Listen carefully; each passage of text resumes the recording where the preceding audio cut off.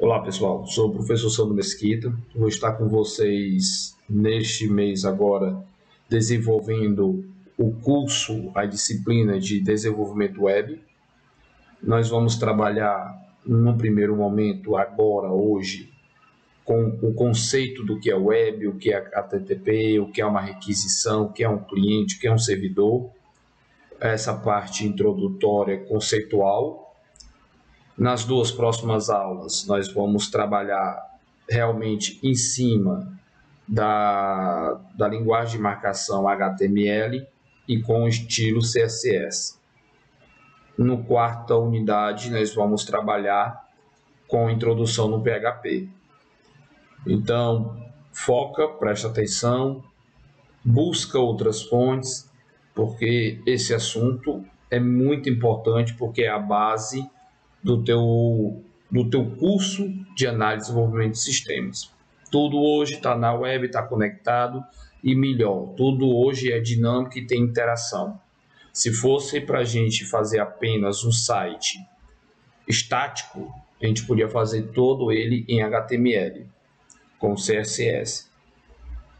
Mas, como hoje o mercado exige uma coisa dinâmica, em que o usuário interage com o site, e não apenas eu ter lá um jornal, um livro, onde a única interação seria ler, né? Seria um usuário de tela, que a gente chama, que eles apenas lê na tela e não tem nenhum tipo de interação, como um fórum, um bate-papo, um cadastro de alguma coisa, marcar uma pontuação, gamificar aquela página para dar uma interação entre o usuário e a máquina, que seria, no nosso caso, nosso software. Então, seguindo essa onda do mercado de hoje, nós precisamos da HTML e no finalzinho introduzir com PHP. Pronto, o que é o web? Web é simplesmente essa teia, é uma teia de aranha onde tudo está conectado nela. Então, todo mundo troca informação com todo mundo, dependendo da forma que você requisita. Então, o web basicamente é isso. É uma grande rede de computadores, onde nessa rede essas máquinas estão conectadas e conversando e trocando informações entre quem pede, quem requisita e quem responde, que seria, no caso, o requisitado. www vem de World Wide Web, que é a palavra larga na rede, né? Que é justamente a nossa rede mundial de computadores. A web significa um sistema de informações ligadas através de hipermídia. Nós vamos ver bastante isso durante o curso, essa palavra hipermídia, que são hiperligações em forma de texto, vídeo, som e outras animações digitais. Por exemplo, se eu vou fazer um sistema web de alguma coisa que monitora, vamos falar de internet das coisas, que hoje é o nosso mercado, hoje é o que está em alta. Então, se eu vou fazer uma página, um servidor web em que recebe dados do meu sensor, eu posso não ter hipermídia nele, ter apenas receber textos e dados. Eu apenas receber números e o meu sistema vai tratar esses números, vai segmentar e classificar eles para apresentar na tela do usuário lá, do servidor que ele esteja, a informação mais clara possível em forma de gráfico, em forma de tabela, de uma forma em que o usuário consiga ler, interpretar o que ele está lendo. Então, eu não teria troca de vídeo, eu não teria troca de som, eu teria apenas troca de texto. Quando nós falamos de web, do nosso sistema web, a regra basicamente ela aborda essas 3 e 4 coisas que hoje em dia a animações digitais está no forte também. Então, sempre prepare o seu sistema, o seu site, para ele ter trocas de texto, vídeo, som e animações digitais.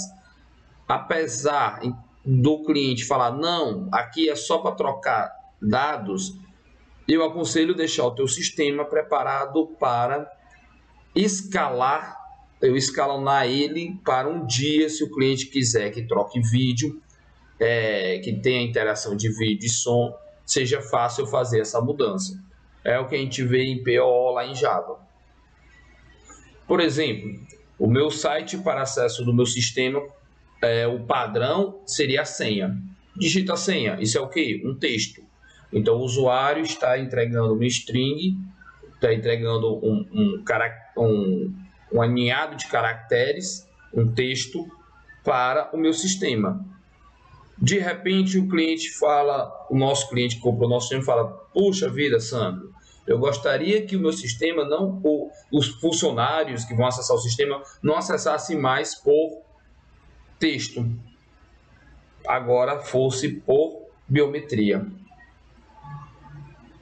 Aí depois de 3 meses, eita cara, eu queria que ele reconhecesse o rosto. Então olha aí o sistema escalando, e se ele não estiver preparado para fazer essas implementações, você tem que derrubar todo o sistema e refazer ele do zero, certo? Então, ele permite ao usuário acessar uma infinidade de conteúdos através da internet. Temos derivado da web, profissões da web, webmaster, web design, web developer. Desenvolvimento web é uma página web, um website, um servidor web, um web service. Educação web, web 2.0, 3.0, agora nós estamos na 4.0. Exemplos diversos: web message, web móveis, web torpedos, webcam. Então, tudo são termos que se derivam da web e que faz alusão que é alguma coisa que está conectada com alguma outra coisa, certo? 40% da população está conectada na web. E agora a gente precisa ver a diferença entre internet e web. Qual é a diferença dos dois? O que é internet e o que é web? Vamos caminhar agora aqui para você entender essa diferença.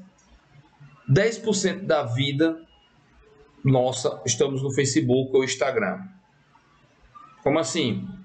Se o meu dia tem 24 horas, 2 horas pelo menos você está no Instagram, tá? Não acredita?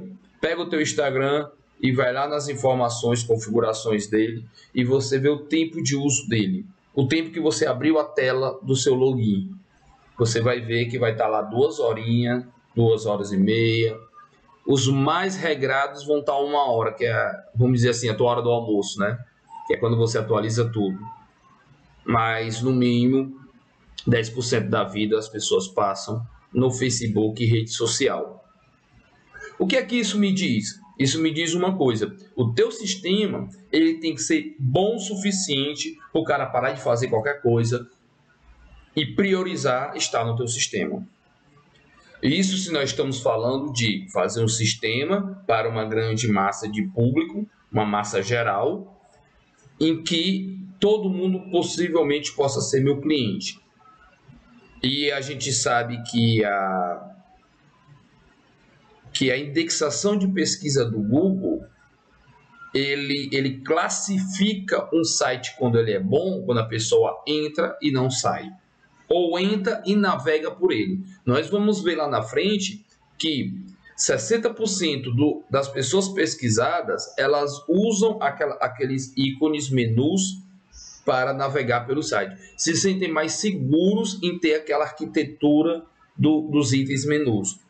Quando você não tem aquilo que está espalhado pelo teu site para o cara ir para uma outra aba, ou que tem só apenas um site estilo blog, uma rolagem, você vê que as pessoas cansam. E a tendência delas saírem mais fácil. Beleza? Então, essas regrinhas, durante o treinamento, durante o nosso curso, a gente vai estar trocando. 4% do que nós falamos de web é o que você vê na pesquisa do Google, vamos dizer assim. O restante, 96%, a gente não enxerga. Por exemplo, 4% é aquela web que tu bota no Google, site do professor Sandro Mesquita, tá lá na web. E os outros? Os outros são sistemas webs, os 90%, por exemplo, são sistemas webs que estão por trás. É um servidor web, é um site, é um sistema web que ele é privado de uma instituição financeira, de uma universidade, é onde está a grande maioria. E 6% está ali na Dark Web, que é a web, vamos dizer assim, profunda, é a web que ela não é rastreada, que ela não dá satisfação da vida dela para os regimentos, para as leis, para a regra de negócio. Então, o que é Dark Web?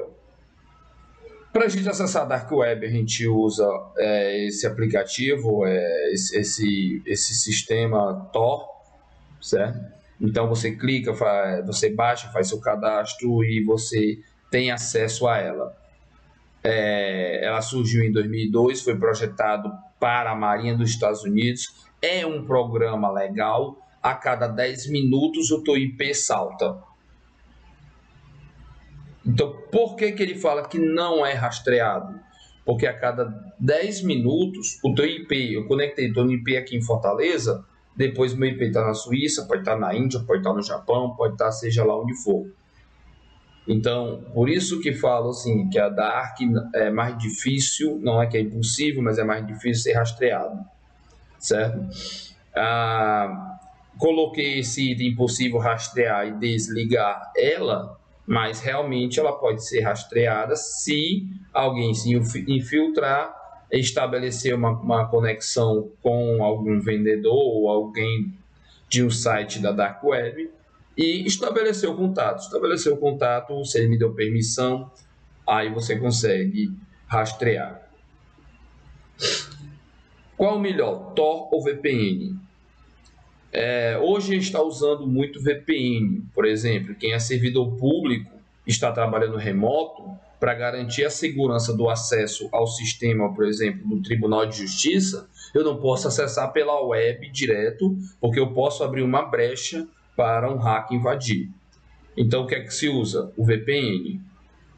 O VPN ele é rastreável pelas autoridades, o Tor não é rastreável. Como eu disse, não dá satisfação nenhuma. O VPN, a velocidade é rápida, o Tor, a velocidade é lenta, justamente por essas trocas de IPs. O VPN ele é flexível e versátil, o Tor ele é totalmente inflexível. O VPN ele tem um anonimato, mas não é confiável, porque como eu tenho uma autoridade rastreando, qualquer momento algum corrupto pode passar esse acesso. Então, acabar realmente fisgando algum dado que estava naquele momento estabelecendo uma troca de dados, uma comunicação. O Tor é suscetível a vírus, por ele não ser rastreável, por ele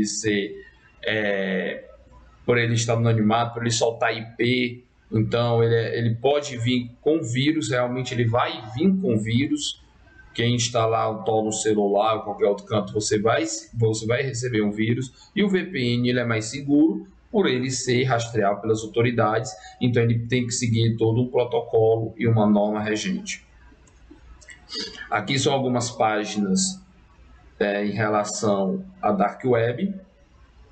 E qual é a diferença, né, da web tradicional, da Deep Web, da Dark Web? Como eu disse, a web tradicional tem Wikipedia, Bing e Google.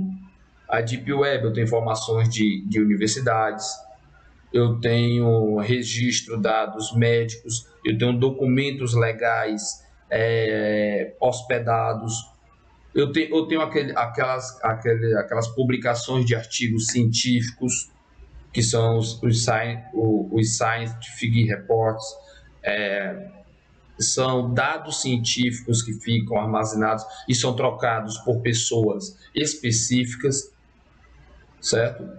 E outros acessos como pesquisas governamentais, conferências, competições entre websites. Então, é uma área mais fechada, onde se precisa uma autorização para entrar e estabelece uma rede de comunicação, vamos dizer assim, privada entre um certo grupo. Já a parte de cima, não. A parte de cima joga para cima e é quem pegar. Na Dark Web, eu tenho a encriptação do Tor, eu tenho informações ilegais, eu tenho tráfego de sites, um tráfego de sites que vendem drogas, um tráfego de sites que fazem prostituição. Então, realmente, na Dark Web é um local obscuro, né? É um local da minha web em que não é confiável e nem é legal estar lá. Enfim, o que é HTTP, que é o que aparece antes do nosso site, eu tenho HTTP e eu tenho HTTPS. O que é HTTP? Hypertext Transfer Protocol. Então, eu tenho um protocolo de transferência de hipertextos. Todo site vai ter, que é a minha URL, vai ter iniciando esse protocolo, que pode ser HTTP, HTTPS e outros, como HTTP, HTTP2, SMPT, FTP, SSH. Hoje eu estabeleci uma conexão entre o meu computador e um servidor nos Estados Unidos.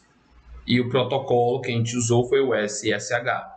Então hoje eu fiz a gente chama de túnel de transferência entre o meu computador e esse servidor nos Estados Unidos para a gente desenvolver um projeto web de inteligência artificial. Então a gente fez usou o protocolo SSH. Então cada um vai ter a sua especificação e o seu objetivo de uso.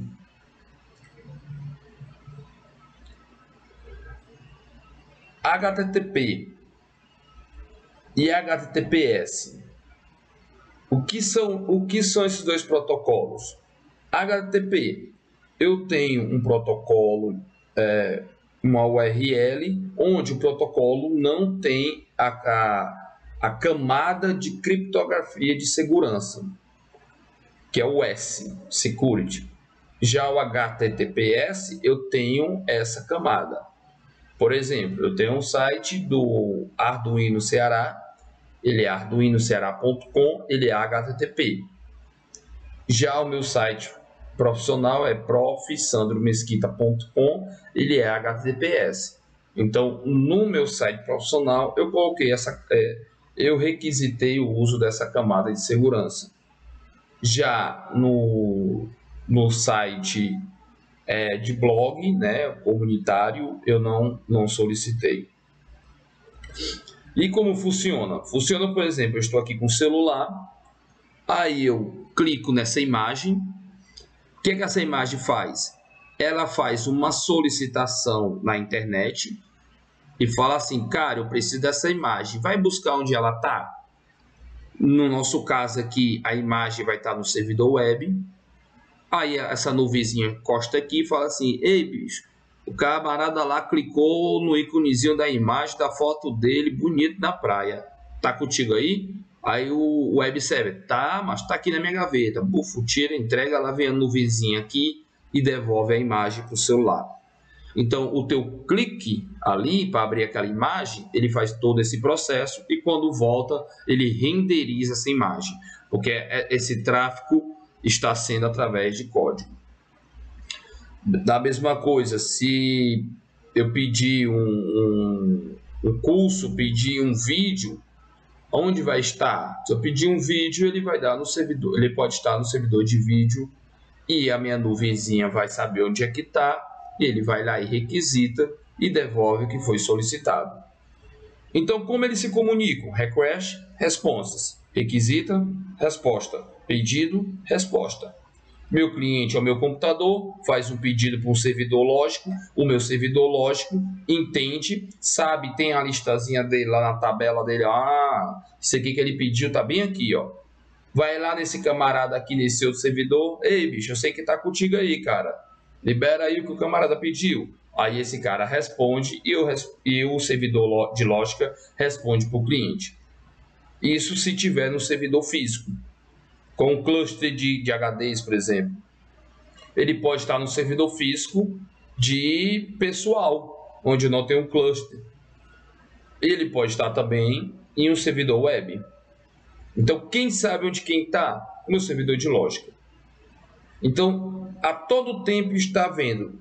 Agora que vocês estão assistindo o vídeo, nesse momento, está havendo vocês, cliente, solicitando o servidor de lógica, vindo buscar no servidor da Uniateneu e devolvendo essa resposta para lá e devolvendo para você renderizado, que é a imagem que está aparecendo para vocês. De outra forma, outra imagem mostrando, está aqui um cliente no site, está aqui o meu túnel de internet, está aqui o meu servidor. Então, o processo é o mesmo. O cliente solicita, isso é transmitido através de um cabo ou Wi-Fi, e esse servidor vai lá e devolve o que ele está pedindo. Seja se for uma imagem, seja se for uma pesquisa, seja se for dado, seja se for vídeo, qualquer uma desses processos, sempre a comunicação é dessa forma. Requisita e obtém uma resposta. Se eu não obtiver uma resposta, eu tenho um código de erro. Quais são os tipos de requisições? Eu tenho as síncronas e as assíncronas. A síncrona é quando eu tenho há um sincronismo. Há uma solicitação e eu espero uma resposta. Há uma solicitação e eu espero uma resposta. Assíncrona, solicito tudo de uma vez e eu vou obtendo as respostas de uma vez. Tá bom? Resumindo, basicamente é isso, mas vocês podem dar uma pesquisada para entender a fundo, se aprofundar um pouco mais nesses tipos de requisições. Protocolo na camada de aplicação, nós temos a web, nós temos aqui na camada mais interna o IP, dentro dessa camada é o IP, o DNS, TCP e o TLS, aqui é o nosso HTTP, que é o nosso protocolo. Então, a partir daqui desse HTTP é que ele vai requisitar as coisas em HTML, CSS, minhas APIs web ou o meu JavaScript. Certo? Então, sempre está havendo essa troca de informações e requisições nessas camadas. O HTTP gerenciando a parte mais externa e comunicando com a parte mais de protocolo de comunicação. A camada aplicação, transporte, internet e rede. Aplicação define o protocolo de aplicação e como o programa realiza a comunicação com o serviço. HTTP, DHCP. Transporte define o nível de serviço e controla o estado de conexão utilizado no transporte dos dados. Internet responsável pelo empacotamento dos dados em pacotes, conhecido como IP. Beleza? Rede especifica detalhes de como os dados especificamente são transmitidos pela rede, como os bits são eletronicamente transformados pelo hardware, que é o meu protocolo de Ethernet, por exemplo. Então, esse daqui são as tuas camadas de rede, beleza? Da web. Como é que funciona o proxy? O proxy funciona assim. Um servidor do Estado, quando eu estou dentro da escola, sou professor da escola profissional, quando eu estou lá dentro, eu tenho um proxy no meio do caminho entre a minha web pública e o meu usuário, o meu computador que eu estou mexendo lá na sala dos professores. Quando eu solicito alguma coisa, esse proxy, ele requisita nesse meu servidor, nesse meu proxy, e esse carinha vai lá na web, busca essa informação e volta. Quando ela volta, ele decide, cara, de acordo com a minha regra aqui, eu posso entregar isso para o Sandro? Posso ou não? Se puder, me devolve. Se não puder, descarta. Mas o mais interessante do proxy é o seguinte: se uma vez eu busquei lá, vamos lá, eu busquei o site da Coca-Cola, foi lá, buscou, me trouxe, entregou. A próxima vez que eu tiver nesse computador, que eu pedi o site da Coca-Cola, ele já não vem mais aqui. Ele já daqui mesmo já está armazenado daqui, ele me devolve. Então a comunicação fica bem mais rápida, o tráfego fica bem mais leve do que está tendo essa conversa com a web pública. Os métodos que nós usamos em HTTP são GET, POST, PUT, DELETE. Quando você for ver banco de dados, você vai ver que as coisas são bem parecidas. Então, nós temos 8 métodos, mas os 4 principais são get, push, put e delete. Para que serve o get? O get, ele serve para requisitar algo do servidor. Quando eu programar lá na minha HTML lá, e botar get alguma coisa, eu estou falando assim, busca lá o que eu estou pedindo no meu servidor. Esse algo pode ser imagem, arquivo. Podemos dizer que ele é um método seguro e não devemos utilizar ele para fazer qualquer ação no servidor. Eu não utilizo ele para alterar o meu servidor. Posso utilizar para buscar algo no meu servidor, certo? Já o post, o get, site e usuários. Se eu fosse pegar a estrutura do meu site. Já o get, o post, não.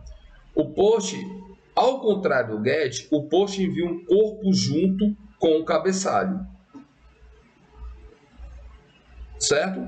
Então, por exemplo, no corpo do meu programa, a gente envia as informações para criar um novo recurso do servidor. Então, tanto o get quanto o post, eu acesso o meu servidor. Só que o get eu acesso apenas para ler o que está nele. Já o push, eu acesso, quando eu boto o método push lá, eu escrevo push, na minha programação que a gente vai ver mais na frente, eu estou falando, cara, eu quero acessar, eu quero ler, mas eu quero trocar ou eu quero adicionar alguma coisa. 2 exemplos comuns são a criação de novo usuário ou envio de um formulário de contrato, certo? Aqui é a diferença mais clara. Já o put, se o get a gente não pode atualizar um usuário, aqui no put é exatamente o que isso faz. Então, o put eu vou lá em cima e eu faço o quê? Simplesmente altero o meu servidor. Então, o put e o post são bem parecidos, mas o post eu posso ir lá, alterar, ir lá, criar. O put eu vou lá e eu tenho o recurso principal dele é alterar alguma coisa que já existe lá. E por que isso? Cara, para tu olhar para o teu código e falar assim, eita, é um get, é só buscar. Vixe, é um put, então ele vai alterar alguma coisa. É um push, então o push ele vai adicionar uma coisa nova. É basicamente para tu ter uma escrita clara no teu código também, e quando for fazer uma manutenção do meu código, eu conseguir enxergar isso melhor.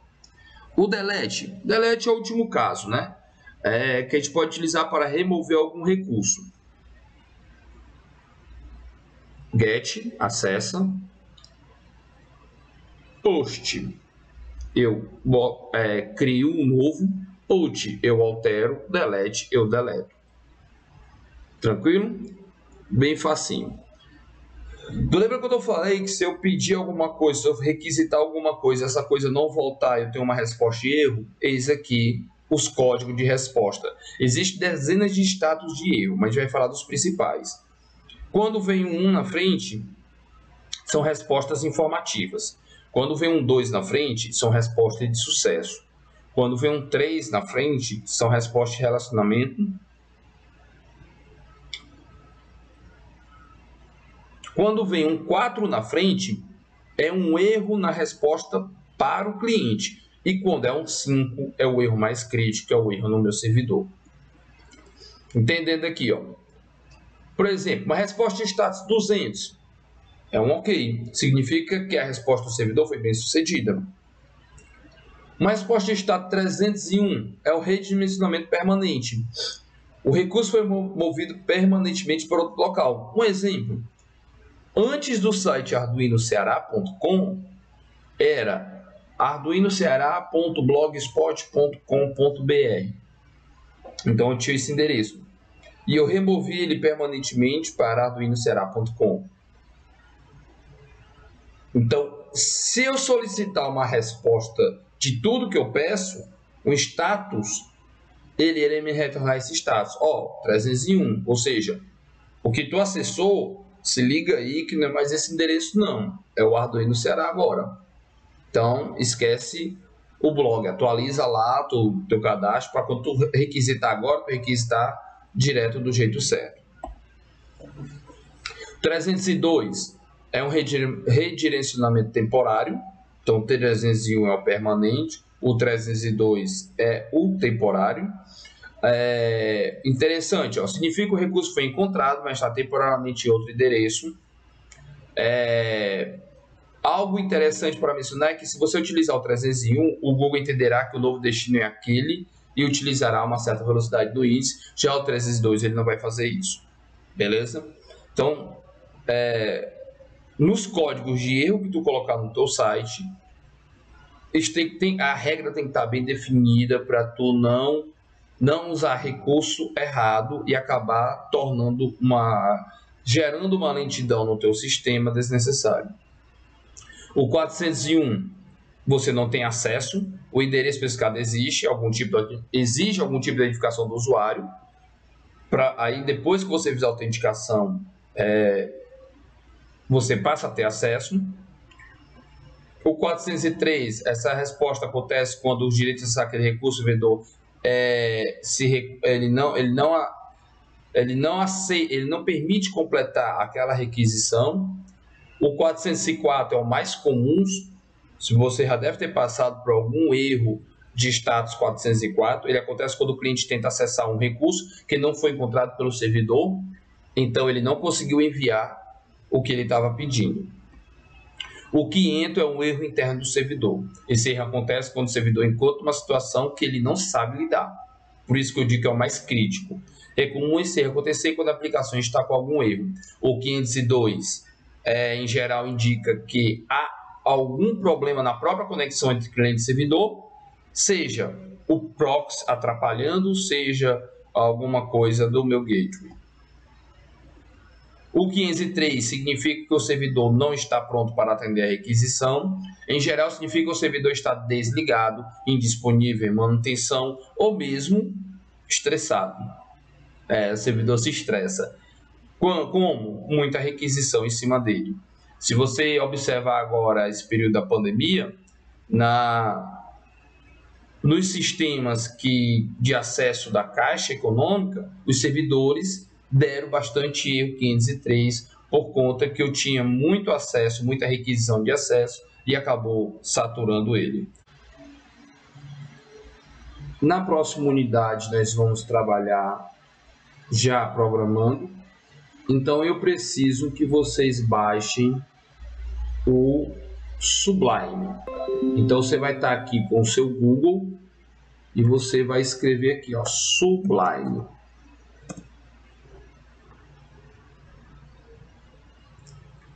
Aqui está o endereço de onde você vai baixar, ó. Clica aqui. Vou fechar isso aqui. E eu tenho aqui, ó, Download for Windows. Tranquilo? Então você vai fazer o download do Sublime para o Windows. Download concluído, basta clicar 2 vezes e executar isso. É bem simples e bem intuitivo a forma de instalar. Então ele não tem segredo nenhum. Eu ia falar não tem muito segredo, mas ele não tem segredo nenhum.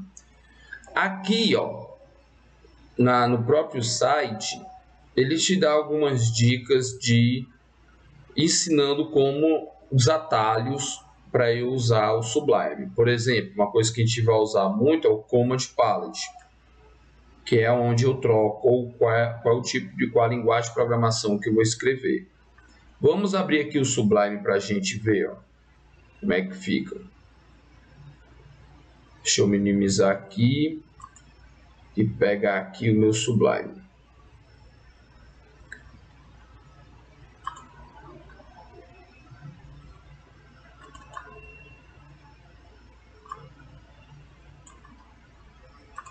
Pronto, estou com o meu Sublime aqui aberto, já tenho alguma coisa escrita. Vou fechar ela aqui e vou fechar isso aqui, ó. Então, quando você abrir, ele vai abrir dessa forma. E aí, agora a gente vai escrever alguma coisa em HTML, que será a nossa unidade 2. Como que eu faço? Se eu começar a escrever aqui, ó, por exemplo, a primeira instrução é HTML, ó, se você observar, ó, nada acontece. Ó. Se eu escrever as tags comuns, ó, nada acontece. Até acontece, mas o estilo da minha programação, ela não está visual para mim. Como que eu faço para eu dizer, ei, ô Sublime, agora eu quero programar em HTML? Por exemplo, eu vou abrir aqui um código de uma programação em Python. Deixa eu ver se eu tenho algum dele aqui aberto.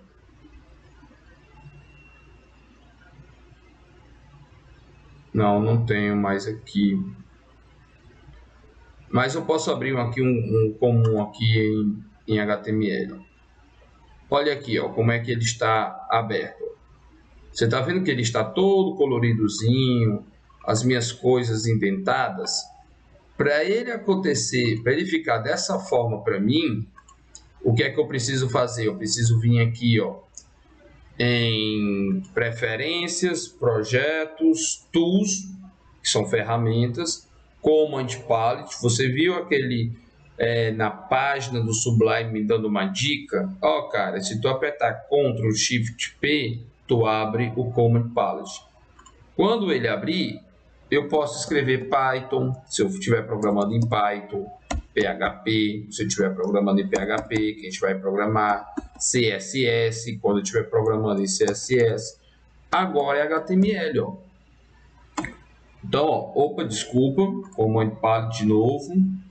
Quando eu escrever HTML, é aqui, ó, set syntax HTML. A partir de agora, olha a facilidade, ó. Eu vou abrir a minha tag e botar um H, ó. Como agora a minha IDE sabe que eu estou programando em HTML, ela me indica todas as palavras, todos os recursos, todas as tags que tem no HTML e começa com H. Na hora que eu dar um Tab, ó, ele acabou de montar toda a minha estrutura, todo o meu corpo do meu código com um Tab, com um comando. Então, aqui agora eu já tenho o meu site, a minha estrutura, o meu corpo do meu código, onde eu tenho aqui o meu cabeçalho, o título e o corpo. Para a gente fazer só um exemplo, para a gente já começar a maturar de que a gente vai trabalhar na próxima aula, ó, eu vou dar um título para esse site, ó. Aula exemplo. Esse é o título do meu site. E aqui, ó, eu vou dizer que é um H1, que a gente vai estudar na próxima aula, que é o H1. E eu vou dizer aqui, ó, testando um site web. Vamos escrever dessa forma. Agora eu posso salvar. File. Salvar como. No meu caso, eu vou salvar na minha área de trabalho mesmo. Ó. Eu vou salvar como teste unidade 1. Beleza? Esse vai ser, eu vou botar até assim, ó. Unidade 1 teste. E vou salvar na minha área de trabalho. Teoricamente, acabei de construir alguma coisa. Então, eu vou minimizar esse cara aqui. Vou buscar ele na minha área de trabalho e arrastar para a nossa tela aqui, ó. Tá aqui ele, ó. Ele já está salvo com o meu navegador que eu uso. E se eu clicar duas vezes, ó, ele abriu aqui, ó, testando o site, um site web, e tá aqui, ó, aula exemplo. Agora eu quero te mostrar a importância de você salvar do jeito que eu salvei. Ó. Vamos abrir um outro programa, File, New File, ó, abrir um novo, mesmo processo, Tools, Command Palette, ele é HTML e tal, abro o meu corpo, toda a minha estrutura, ó. Vou colocar o título, aí eu vou colocar o título assim, ó, PHP, esse é meu título. Aí agora eu vou colocar um H2 só para você ver a diferença. O que é o H, só para a gente ter uma diferença. Aí eu boto aqui programação em... Opa, deixa eu mudar meu teclado. Programação em PHP. Aqui nós vamos ver dois erros. O primeiro, eu vou salvar isso aqui dessa forma. Salvar como? Olha como eu vou salvar. Unidade 1, teste 2. .html. Salvei. Ó. Bora lá, vamos lá abrir. Aqui está o meu primeiro, né? Ó. Vou minimizar e vou pegar o segundo que está aberto. Pegar o segundo que está aberto para a gente agora testar ele. Ó. Não é esse aqui? Clicar duas vezes. Ó. Olha o que aconteceu. Ó. Começando por aqui. Ó. Você está vendo essa porcentagem aqui? Ó?